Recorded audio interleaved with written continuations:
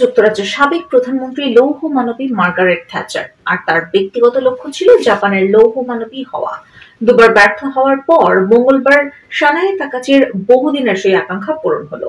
ঐতিহাসিক সংসদীয় ভোটে ৬৪ বছর বয়সী ওই নেতা জাপানের প্রথম নারী প্রধানমন্ত্রী হিসেবে নির্বাচিত হয়ে ইতিহাস গড়েছেন।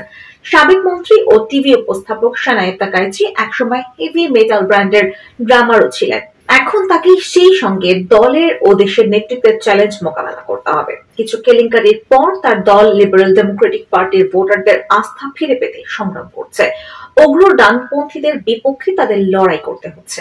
পাশাপাশি জাপানকে নিম্ন জন্মহার ও বাড়ন্ত ভূ রাজনৈতিক উত্তেজনার মতো বড় চ্যালেঞ্জ মোকাবেলা করতে হবে। ৮০-এর দশকে যুক্তরাষ্ট্র জাপান বাণিজ্যিক তিক্ততার সময় তাকাচির রাজনৈতিক অনুপ্রেরণার উন্মেষ ঘটে। জাপান সম্পর্কে মার্কিনদের ধারণার বোঝার দৃঢ় সংকল্প নিয়ে তিনি ডেমোক্র্যাট কংগ্রেসওম্যান প্যাট্রিশিয়া শ্রেটারের অফিসে কাজ করেন। প্যাট্রিশিয়া জাপানের সমালোচনার জন্য পরিচিত ছিলেন। ১৯৯২ সালে তাকাচি স্বতন্ত্র প্রার্থী হিসেবে প্রথম সংসদীয় নির্বাচনে লড়েছিলেন, কিন্তু সেবার তিনি হেরে যান। তাকাইচি হাল ছাড়েননি। এক বছর পর তিনি সংসদীয় আসনে জয়লাভ করেন এবং ১৯৯৬ সালে লিবারেল ডেমোক্রেটিক পার্টিতে যোগ দেন। এরপর থেকে তাকাইচি ১০ বার সংসদ সদস্য নির্বাচিত হয়েছেন। প্রতিদ্বন্দ্বিতা করে হেরেছেন মাত্র একবার।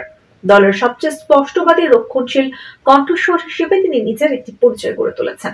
তাকাইচি বলেন, আমি এমন একটি সমাজ করতে চাই যেখানে মানুষ তাদের পেশা ত্যাগ করতে বাধ্য হবে না। প্রয়াত প্রধানমন্ত্রী শিনজো আবে তার রাজনৈতিক গুরু। তিনি আবারও উচ্চ সরকারি ব্যয় ও সস্তা ঋণের ব্যবস্থা সম্বলিত আবেনমিক্স অর্থনৈতিক দর্শন পুনরুজ্জীবিত করার অঙ্গীকার করেছেন।